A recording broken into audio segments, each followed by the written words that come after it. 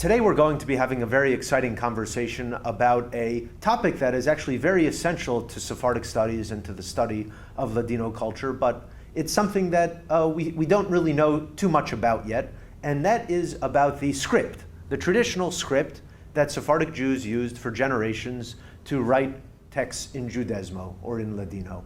And this is a very special script that was distinct to the Sephardic Jews in many ways, and Professor Bunis will be having the opportunity to share with us some of his insight about that script, which is known by the name of Soletreo. Yeah, thank you very much, Devin. It's a pleasure to be here, and it's been a pleasure to spend time at the Stroum Center and to interact with the scholars of the University of Washington and also the students. I've been having a fun year.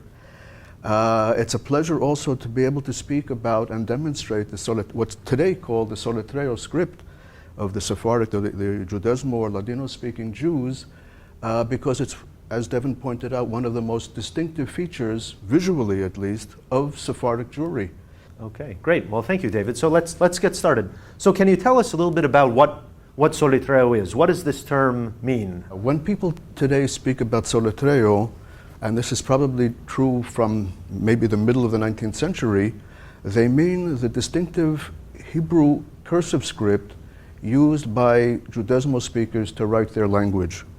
It's a script that began to be used in the Middle Ages. We have good examples, beautiful examples, as a matter of fact, of its use for writing Judeo-Arabic in Spain. And then with the transition from Islamic Spain to Christian Spain, Jews continued to use and develop varieties of this script until the time of the expulsion, and then they brought it both to the Ottoman Empire, where the majority of Sephardic Jews who left with the expulsion went. If we think of it grammatically, we can say that Soletreo is a deverbal noun. The closest equivalents known in Ibero-Romance languages are Portuguese and Galician soletrear, verb, soltrear or soletrear, meaning to syllabify, to say out the letters of a word, to spell out the letters of a word, and the equivalent in Castilian is deletrear. So we see that this comes from letra, meaning letter, and either the prefix so or the prefix de, and taken together they mean to syllabify. So for example, in Meir Benveniste's translation of Yosef Caro's Shulchan Aruch, which was called in Judezmo Shulchan Panim, Mesa del Alma, we find the statement, "Este libro es en ladino, de letra entera, con puntos, para que todos se puedan aprovechar de él, afilu el que no conoce más que las letras y los puntos o sabe el soletrear."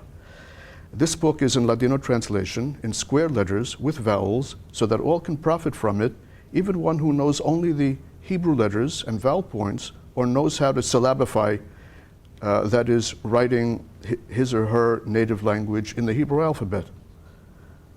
Now, by syllabify, do you mean, is that to pronounce, or is that?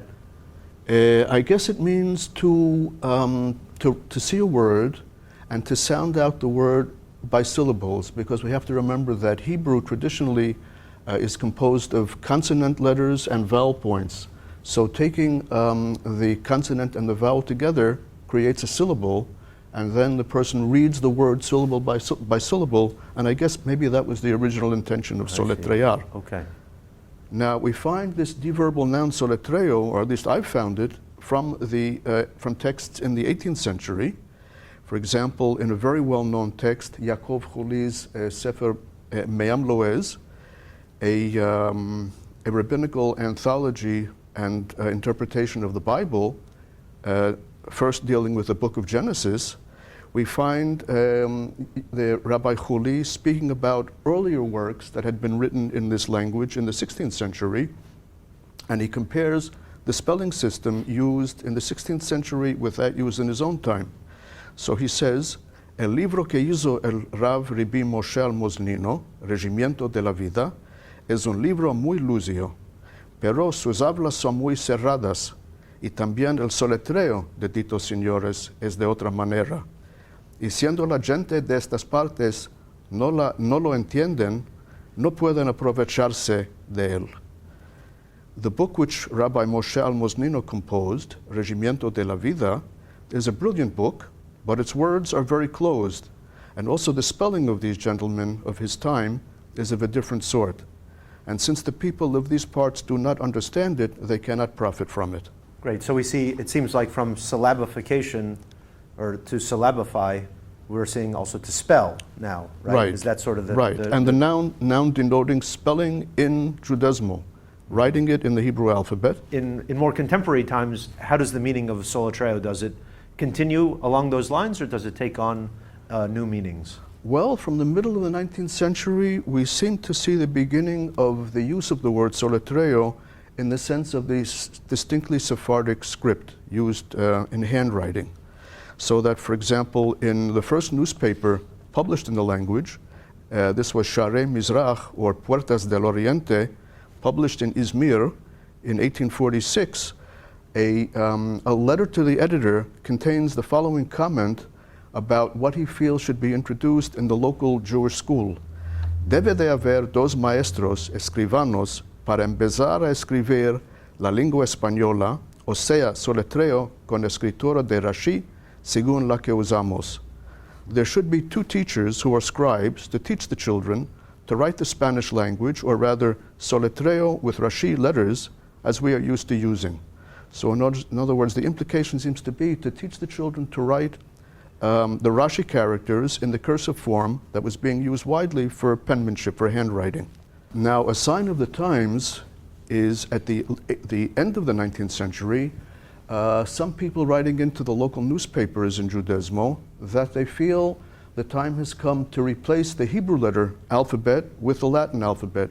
This was at a time when there was interest in Spain in the language of the Jews, and also Jews in the Ottoman Empire were becoming attracted to Western languages such as French and Italian, and they felt that as part of their entree into Western European civilization, they should replace their Hebrew alphabet with the Latin alphabet, which was the alphabet natural to the Romance languages. So that in the newspaper El Tiempo, published in Constantinople in 1894, we find a letter to the editor in which the writer states, "Cale abandonar el alfabeto actual, reemplazándolo con el latino, alfabeto natural de la lengua española. Creo también que nuestros padres en la España se servían del alfabeto latino y no del soletreo. We have to abandon the present alphabet, replacing it with the Latin alphabet, the natural alphabet of the Spanish language. I also think that our ancestors in Spain used the Latin alphabet and not Soletreo." So on the one hand, we find here the use of Soletreo, meaning writing Judezmo in the Hebrew alphabet as opposed to the Latin alphabet. But on the other hand, we see that the concepts which some of the Jews of the late 19th century were working with, thinking, for example, that the Jews in Spain were writing their language in the Latin alphabet, were actually incorrect. Because we know from several texts that we have from the Jewish communities of Spain before the expulsion, that the Jews, when they wrote for members of their community, wrote whatever language they spoke in the Hebrew alphabet. So they were actually using Soletreo before the expulsion to write Judezmo. So what's interesting in this discussion in El Tiempo that you brought up here was the idea of introducing the Latin script to write Judezmo. And at least in my experience, it was met with mixed results. I mean, I see in my research, for example, until the Second World War in Salonika, at least in particular, that Jews in that community continued to write Judezmo in Hebrew script. They continued to use Solitreo until the Second World War. Is that your impression as well, or did in different places the script have sort of different kinds of trajectories and fates? Yeah, and partly it was a personal matter, so that, for example, in the newspaper El Tiempo, that newspaper continued, despite this comment from 1894, into the 30s, El Tiempo continued to be published in the Hebrew alphabet, and even when some of the newspapers made the transition with the Turks to the Latin alphabet, Particular writers remained faithful to the Hebrew alphabet, among them David Fresco, who continued to choose the Hebrew alphabet when the newspapers allowed the option of writing in the Hebrew or the Latin alphabet. The same is true, for example, of the newspaper La Vara of New York, which continued to be published in the Hebrew alphabet into the Second World War. Now, we have to take into consideration the fact that in 1860, the Alliance Israélite Universelle was founded in Paris, and their goal was to teach Jewish children in the East the French language, and they strongly encouraged them to use French rather than Judezmo, and to write it in the Latin alphabet. And from that time on, especially from the late 19th century, and then with the transition of the Turks to the Latin alphabet in the 1920s, the Jews increasingly used the Latin alphabet for writing their language, with the result that today, basically, most Judezmo speakers, if not all, naturally write their language in the Latin alphabet. But we have hundreds, if not thousands, of texts, printed texts, in Hebrew characters, and also hundreds, if not thousands, of documents, manuscript documents, in Soletreo script. And if we don't have people, young people, scholars, who can read the script, we're going to have the predicament of having thousands of texts and nobody able to read them. We sort of have that predicament actually right right now. So that's why we're here. That's why we're here. Hopefully we'll be able to encourage people to get a little interest in the Soletreo script and to be able to begin to decipher some of these texts. Right. Let me point out also that Sephardic Jews, Judezmo-speaking Jews, use Soletreo not only to write Judezmo, but also Hebrew. Right. So in addition to the thousands of Judezmo items that we have in Soletreo, there are also many more items in Hebrew written by rabbis, scholars of the Ottoman Empire in Soletreo script. And this means that even historians of the Ottoman Empire, historians of the Jewish communities of the Ottoman Empire who want to limit themselves to the use of Hebrew texts still need to know Soletreo. Because of the distinctive style in which the letters are written. Right, right? Yeah.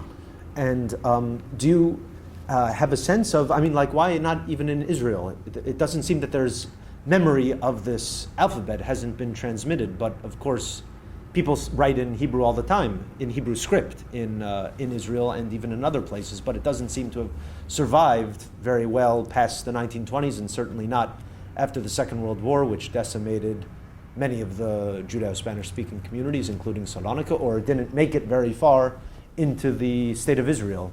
Why do you think that is? Well, I mean, this brings us back to the written reality of the Jews, of the development of Hebrew from ancient times on. There are two principles in language, as in many other things. One is economy. We want to be able to speak and write making as the least effort possible, but on the other hand, we want to make sure the people who we're speaking with or who we're writing to understand what we're saying or writing.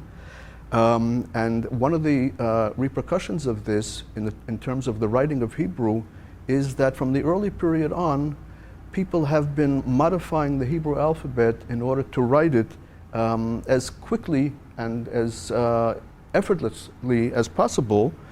But of course, the Jewish communities were dispersed throughout the world, and in each community, actually, there was a large measure of independent development, so that Jews in France, in Italy, and in Germany developed a certain style of writing Hebrew, whereas Jews in Spain and also parts of the East developed a different style. As I mentioned, we can see early examples of the medieval style in the Judeo-Arabic writings of the Jews of Muslim Spain, and later in Christian Spain, a further development of the Soletreo. In the Ottoman Empire and the other areas in which Judezmo-speaking Jews were living, Soletreo continued to be used, and one of the harbingers of Zionism, Rabbi Yehuda Alkalai of Sarajevo, actually suggested when he began to think about the use of Hebrew as the language of all Jews settling in Israel, that not only would the Sephardic pronunciation of Hebrew be used, as it more or less is today, but he also recommended that Soletreo be used to write Hebrew in Israel by all Jews.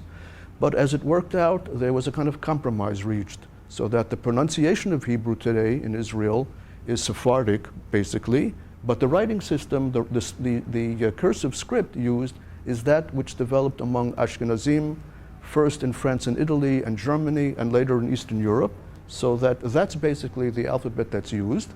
And children tend to learn just one alphabet, one way of writing the Hebrew alphabet. In Israel, that style is the Ashkenazic style.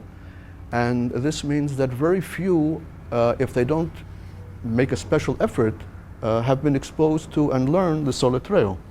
So one of our tasks is to teach students today, if they're interested in Sephardic Jewry and Ottoman Jewry, how to read this alphabet.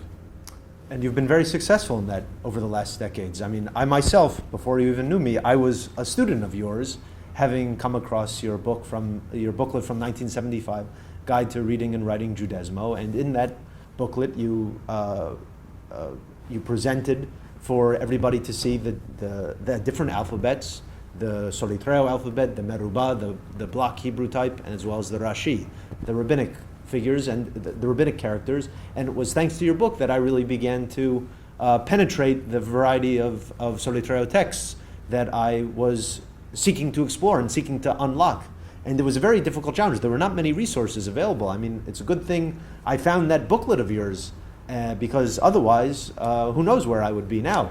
But so I'm very grateful for that. Yeah, thank you. The power of the printed word. The power of the printed word, very powerful. And now we're going to see the power of the internet to transform that what you've made accessible over the last decades, perhaps for a broader audience. Professor Bunis, could you tell us, how did you first come to learn Solitreo? Yeah, well, I had the great fortune of corresponding with a few people in Israel while I was still in New York before I made Aliyah to Israel in 1980. And one was a gentleman named Yitzchak Rafael Molcho, of blessed memory. He, first of all, helped me to acquire some books in Judezmo, which greatly helped me to get my bearings in the language. And at my request, he also taught me the Soletreo script. So he taught me the way it was written in Salonika, in his native city. And from corresponding with him, first in the Latin alphabet and then in Soletreo, and under his guidance, I gradually began to learn Soletreo. So that's fantastic. He was my master. All right, great. So we're going to get that will be transmitted then, I guess, right? So yeah, that's the genealogy of the Soletreo script that we'll be able to share. That's correct. Okay.